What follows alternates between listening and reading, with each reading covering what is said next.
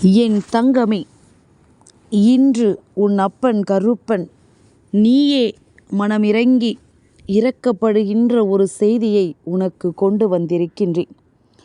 உன்னை கண்ணீர் சிந்த வைத்தவர்களுக்கு எப்படி ஒரு தண்டனை கிடைத்திருக்கிறது என்று நான் சொன்னேனானால் நிச்சயமாக என் பிள்ளை அதை கண்டு நீ இரக்கப்படுவாய்.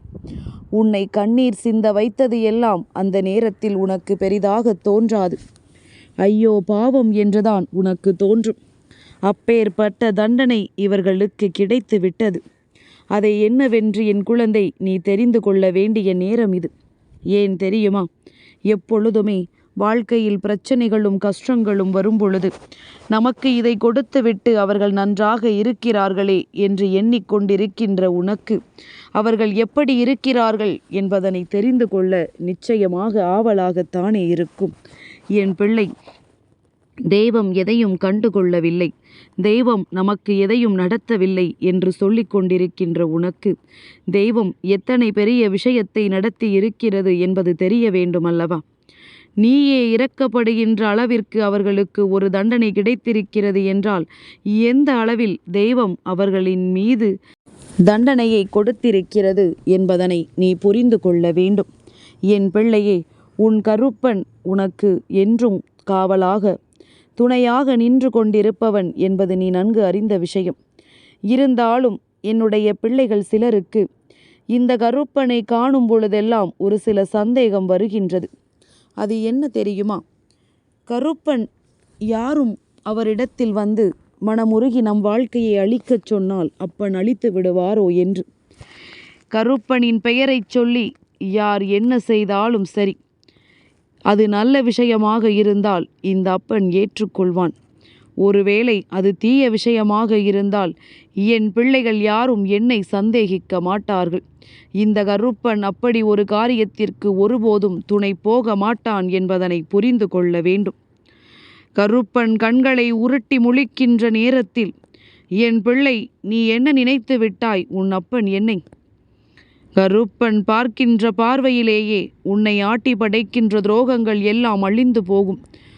உன் வாழ்க்கையில் உனக்கு எதிரில் நிற்கின்ற துன்பங்கள் எல்லாம் உன்னை விட்டு விலகி ஓடும். தேவையில்லாத பிரச்சனைகளை எல்லாம் உன் வாழ்க்கையில் இருந்து களைந்தெடுத்து உனக்கு நல்லதை நடத்தி கொடுப்பவன் உன் அப்பன் கருப்பன் நான் அல்லவா? அப்படி இருக்கும் பொழுது எக்காரணத்தை கொண்டும் இந்த கருப்பனை நீ சந்தேகிக்கலாமா? நான் இருப்பதனால்தான் நீ இந்த அளவு கஷ்டத்தோடு நின்று கொண்டிருக்கின்றாய். இல்லை என்றால் இந்த வாழ்க்கை உன்னை மிக பெரிய பெரிய பிரச்சனைகளுக்குள் சிக்கி வைத்திருக்கும். கஷ்டங்களிலிருந்து வெளிவர முடியாத அளவிற்கு துன்பங்களுக்குள் நீ சென்றிருப்பாய். இதையெல்லாம் நீ உணர்ந்து கொள்ள வேண்டும். இந்த வாழ்க்கையில் உன்னை சுற்றி நடக்கின்ற விஷயங்களை எல்லாம் என்னவென்று தெரிந்து கொள்ள வேண்டும். உன்னோடு இருந்து நான் உனக்கு கொடுக்கின்ற எல்லா விஷயங்களையுமே நீ சரியாகத்தான் புரிந்து கொள்கிறாய் என்றால் என் குழந்தையே, உன்னோடு நான் இருப்பதை நீ என்னவென்று தெரிந்து கொண்டு அதன் பிறகு அப்பன் என்ன செய்கிறார் என்பதற்கு நீ பதிலைச் சொல். கருப்பன் இன்று உன்னை கண்ணீர் சிந்த வைத்த ஒருவரை முதலில் யார் என்று சொல்கின்றேன்.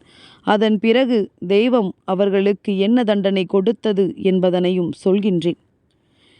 என் குழந்தையே, சில காலமாகவே உன் வாழ்க்கையில் நடக்கின்ற விஷயங்கள் ஒவ்வொன்றுமே உன்னை மிகுதியாக பாதித்திருக்கின்றது. கண்ணீரை கூட சிந்துவதற்கு உனக்கு மனதில்லை. எங்கே உடைந்து விடுவோமோ, எங்கே நம் நம்பிக்கையை இழந்து விடுவோமோ என்று சொல்லி கண்ணீர் சிந்துவதற்கு என் பிள்ளை ஒரு முறைக்கு பல முறை யோசித்து கொண்டிருக்கின்றாய். அப்படி இருக்கும் பொழுது இந்த கண்ணீரை நீ சிந்தாமல் இருக்கின்ற நேரம் இந்த வாழ்க்கையில் உனக்கென என்ன இருக்கின்றது? இனிமேல் எல்லாவற்றையும் முடித்து கொண்டு நாம் இந்த வாழ்க்கையை விட்டு ஒதுங்கிச் சென்று விடலாம் என்று நீ நினைத்த பொழுது உனக்கு யார் ஒருவர் உன்னிடத்தில் வந்து நீ எடுத்த முடிவு சரிதான், இதுவெல்லாம் உனக்கு சரிப்பட்டு வராது என்று சொல்லி இந்த வாழ்க்கையை விட்டு உன்னை விலகச் சொல்ல சொன்னார்களோ அவர்கள்தான் உன்னை கண்ணீர் சிந்த வைத்தவர்கள். ஏன் தெரியுமா? எந்த ஒரு முடிவையும் எடுப்பதற்கு முன்பாக என் குழந்தை, அடுத்தவரிடம் நீ ஆலோசனை கேட்டதனாலோ என்னவோ அவர்கள் காட்டிய தவறான பாதையில் உன்னுடைய வாழ்க்கை பயணிக்க தொடங்கிவிட்டது. இந்த தவறான பாதையில் நீ பயணித்த பொழுது உனக்கு வந்த கஷ்டங்களும் துன்பங்களும் உன்னை கண்ணீர் சிந்த வைத்தது. எங்கோ நாம் தவறு செய்து விட்டோமோ என்று சொல்லி என் பிள்ளை வேதனைப்படுகின்ற அளவிற்கு இந்த வாழ்க்கை உனக்கு பெரிய பெரிய சோதனைகளை எல்லாம் கொடுத்ததல்லவா? இப்பொழுது இந்த கண்ணீரை உன்னை சிந்த வைத்தவர்களின் நிலை என்னவென்று பார்க்கலாமா? என் குழந்தையை, கருப்பன் பலமுறை உன்னிடத்தில் எச்சரிக்கை செய்திருக்கின்றேன். எந்த காலகட்டத்திலும் அடுத்தவர்கள் கண்ணீர் சிந்துகின்ற நிலைக்கு நாம் காரணமாக இருக்கக்கூடாது. அடுத்தவர்களுக்கு ஒரு பிரச்சனை வரும் பொழுது அதை கண்டு ரசிக்கக்கூடாது. இன்னொருவரின் வேதனை ஒருவருக்கு சந்தோஷமாக மாறக்கூடாது. இதையெல்லாம் என் குழந்தை நீ புரிந்து கொண்டு இந்த வாழ்க்கையில் உனக்கு என்ன செய்ய வேண்டும் என்பதனை நீ சரியாக தெரிந்து கொண்டால் போதும். என்ன நடந்தாலும் சரி, எது வந்தாலும் சரி, உன்னை சுற்றி வருகின்ற விஷயங்களை சரியாக புரிந்து கொண்டு உன்னை தேடி வருகின்ற உண்மைகளை எல்லாம் நீ என்னவென்று தெரிந்து கொண்டு உனக்கென நான் செய்ய நினைக்கின்ற ஒவ்வொரு விஷயங்களையும் நீ சரியாக செய்து கொண்டிருந்தால் போதும். இனி என்ன நடந்தாலும் அது உனக்கானதாக இந்த வாழ்க்கையில் நடக்கும் என்பதனை என் குழந்தை நீ புரிந்து கொள்வாய். உன்னோடு உன் அப்பன் நான் இருக்கும் வரை இந்த வாழ்க்கையில் உனக்கு எந்த பயமும் தேவையில்லை. நான் இருந்து உனக்கு கொடுக்கின்ற வெற்றியை சர்வ நிச்சயமாக என் குழந்தை நீ சரியாக பெற்றுக்கொள்ள வேண்டும். எந்த சூழ்நிலையிலும் உனக்கு எந்த கஷ்டமும் வந்துவிட்டதாக எண்ணி நீ வருத்தப்படக்கூடாது. நான் இருக்கின்ற நொடிப்பொழுதில் உனக்கு கிடைக்கின்ற எல்லா வெற்றிகளையும் எண்ணி நீ பெருமகிழ்ச்சியோடு இருந்து கொண்டிரு. எப்பேற்பட்ட சூழ்நிலையிலும் என் பிள்ளை நல்ல மாற்றத்தை அடைந்து விடுவாய். எப்பேற்பட்ட நேரத்திலும் உனக்கான நல்ல மாற்றங்களை நீ பெற்றுக்கொள்வாய். உன்னோடு நான் இருக்கின்ற ஒவ்வொரு நொடிப்பொழுதும் உனக்கு மேலும் மேலும் சந்தோஷங்களை கொடுக்கின்ற நொடிப்பொழுதாகத்தான் இருக்கும். இந்த கருப்பன் எந்நேரமும் உன்னை பின்தொடர்ந்து வந்து உன்னை கண்காணிப்பதற்கு என்ன காரணம் தெரியுமா? யாரெல்லாம் என் பிள்ளையை கண்ணீர் சிந்த வைக்கிறார்கள் என்பதனை பார்ப்பதுதான். என் குழந்தையே, சரி, இவையெல்லாம் ஒருபுறம் இருக்கட்டும். இவர்களுக்கு தண்டனையை கொடுத்தது யார் என்று முதலில் தெரிந்து கொள். உன்னுடைய குலதெய்வம். உன் குலதெய்வம் இந்த கருப்பண்ணசாமியாக இருக்கும் பட்சத்தில் அந்த தண்டனையை கொடுத்தது நான். இல்லை, உன்னுடைய குலதெய்வம் வேறு யாராக இருக்கும் பட்சத்திலும் அவர்கள்தான் இவர்களுக்கு தண்டனையை கொடுத்திருக்கின்றார்கள். ஒரு மனிதன் எவ்வளவு தவறுகளை அடுத்தவர்களுக்கு செய்தாலும் அவன் தான் குற்றமே செய்திருந்தாலும் அதையெல்லாம் மறந்து அவனுக்கென்று ஒருவர் இருக்கிறார் என்றால் அது தன்னுடைய குலதெய்வம்தான் என்று அவர்களை நாடிச் சென்று கொண்டிருப்பான். குற்றம் செய்தாலும் செய்யவில்லை என்றாலும் கடவுளினுடைய குழந்தைகள்தானே. தெய்வம் அவர்களுக்கு என்ன கொடுக்கும் என்பதுதான் அங்கு விதியாக மாறும். இவர்கள் எண்ணிவிட்டார்கள், நாம் எல்லா தவறுகளையும் செய்துவிட்டு நம் தெய்வத்திடம் சென்று விட்டோமானால் நம் தெய்வம் நமக்கு எல்லாவற்றையும் அள்ளி கொடுக்கும் என்று. ஆனால் இவர்களின் குலதெய்வம் இவர்களுக்கு இப்பொழுது கொடுத்திருக்கின்ற தண்டனையை என்னவென்று கேட்டால் என் பிள்ளை, நிச்சயமாக நீயே கண்கள் கலங்கித்தான் போவாய். உன்னுடைய வாழ்க்கையில் இவர்கள் ஏற்படுத்த நினைத்த பிரச்சனைகள் எல்லாமுமே எக்காலத்திலும் நீ இந்த விஷயங்களில் இருந்து மீண்டு வந்துவிடக்கூடாது என்பதனை அடிப்படையாக கொண்டது. எந்த நேரத்திலும் இந்த வாழ்க்கையை நீ மீண்டும் மீண்டும் சந்தோஷப்படும்படி அமைத்து கொள்ளக்கூடாது என்று. அது மட்டுமல்லாமல் உன்னுடைய வருங்கால சந்ததிகளும் நன்றாக இருக்கக்கூடாது என்று அவர்கள் நினைத்தார்கள். இப்பொழுது அவர்களுக்கு நடந்திருக்கின்ற விஷயத்தை நான் சொல்கின்றேன், கவனமாக கேள். என் பிள்ளையே, குலதெய்வமானது அவர்களுக்கு கொடுத்திருக்கின்ற தண்டனை என்ன தெரியுமா? எந்த விஷயத்தை எல்லாம் அவர்கள் வாழ்க்கையில் அவர்கள் நடக்கக்கூடாது என்று நினைத்து அதை உனக்கு செய்ய நினைத்தார்களோ அதுவெல்லாம் இப்பொழுது அவர்களின் பக்கம் திரும்ப போகின்றது. அது மட்டுமல்ல, அவர்களின் சந்ததியில் ஒருவருக்கு மிகப்பெரிய பிரச்சனைகள் வரப்போகின்றது. அவர் சந்ததியில் இருக்கின்ற ஒருவர் வாழ்க்கையில் பெரிய பெரிய கஷ்டங்களை எல்லாம் சந்தித்து கடைசியில் எல்லாவற்றையும் இழந்து நிற்கப் போகின்றார்கள். இது மட்டுமே நான் சொன்னதற்கான காரணம் கிடையாது. என் பிள்ளையே, குலதெய்வமானது இவர்களுக்கு கொடுத்த மிகப்பெரிய தண்டனை என்ன தெரியுமா? என்ன வேண்டுதலை என் முன்னால் வைத்தாலும் சரி, எதை சொல்லி நீ என் முன்னால் நின்றாலும் சரி, என் பார்வை ஒரு போதும் உன் மீது படாது என்று குலதெய்வம் அவர்களுக்கு சொல்லிவிட்டது. இது அவர்களுக்கு தெரியாது. ஆனால் அவர்களுக்கு இப்பொழுது தெரிய ஆரம்பித்து விட்டது. எப்படி தெரியுமா? இவ்வளவு காலத்திற்கு முன்னாலும் அவர்கள் வாழ்க்கையில் நடந்த விஷயங்களும் இப்பொழுது அவர்கள் வாழ்க்கையில் நடந்து கொண்டிருக்கின்ற விஷயங்களும் பல மாற்றங்களை கொண்டிருக்கின்றது. அவர்களால் என்னவென்றே புரிந்து கொள்ள முடியவில்லை.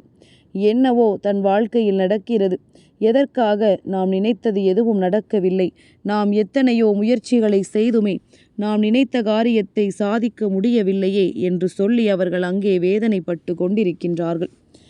என்ன விஷயங்கள் நடந்தாலுமே நமக்கு ஏதாவது ஒரு வகையில் கடைசி நேரத்தில் அது நல்லதைத்தானே நடத்தி கொடுக்கும்.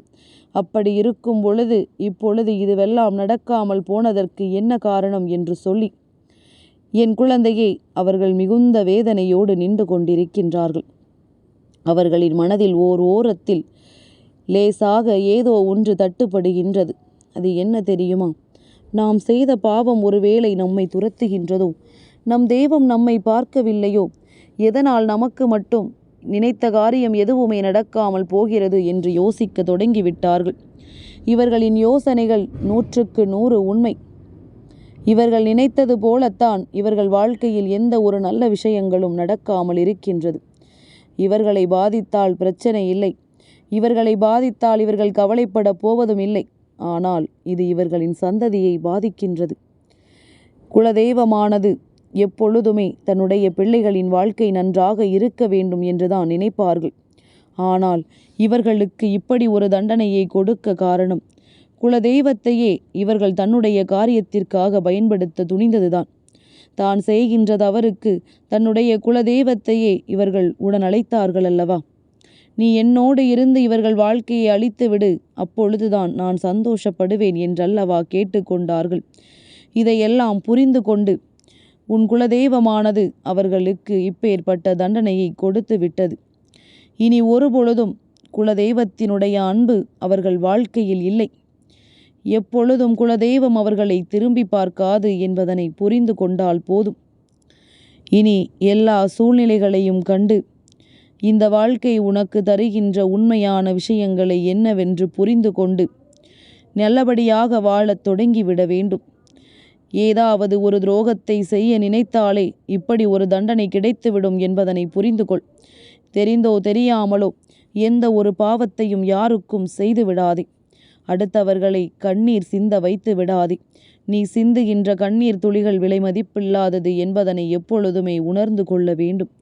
நீ இன்று செய்கின்ற விஷயங்கள் அத்தனையுமே நாளைய விடியலில் உனக்கான வினையாக அது மாறிவிடும். அதனால் எதை செய்வதாக இருந்தாலும் கவனத்தோடு செய்ய வேண்டும்.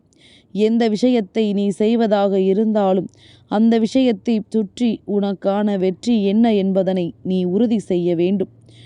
என் குழந்தையே, கருப்பன் சொல்லிவிட்ட வார்த்தைகளுக்கு பின்னால் இருக்கின்ற உன் வாழ்க்கை என்னவென்று சற்று சிந்தித்து பார்க்க தொடங்கு. நான் இருந்து கொடுப்பதை எக்காரணம் கொண்டும் தள்ளிவிட மாட்டேன். அதே நேரத்தில் தானாகவே மற்றவர்களுக்கு கெடுதலை செய்து தெய்வத்திடம் வந்து மாட்டிக்கொண்டால் தெய்வம் ஒருபோதும் இவர்களை விட்டு வைக்காது என்பதனை புரிந்து கொள். என் குழந்தையே, எந்த சூழ்நிலையிலும் இவர்களுக்கு நீ இரக்கப்படாதே. அந்த தகுதியை அவர்கள் என்றோ இழந்து விட்டார்கள். உன்னுடைய கண்ணீரை கண்டு ரசித்தவர்கள், உன்னுடைய வருங்கால சந்ததிகள் வாழக்கூடாது என்று நினைத்தவர்கள், நீ இந்த வாழ்க்கையில் நல்ல நிலையை அடையக்கூடாது என்று மனதார தெய்வத்திடம் வேண்டுதல் வைத்தவர்கள், இது போன்றவர்களுக்கு மன்னிப்பு கொடுப்பதை முதலில் நிறுத்திவிட்டு உன்னுடைய வாழ்க்கையில் நடக்கின்ற எல்லா விஷயங்களுக்கும் எப்பொழுதுமே நீ சரியாக தயாராக இருந்து கொண்டிரு.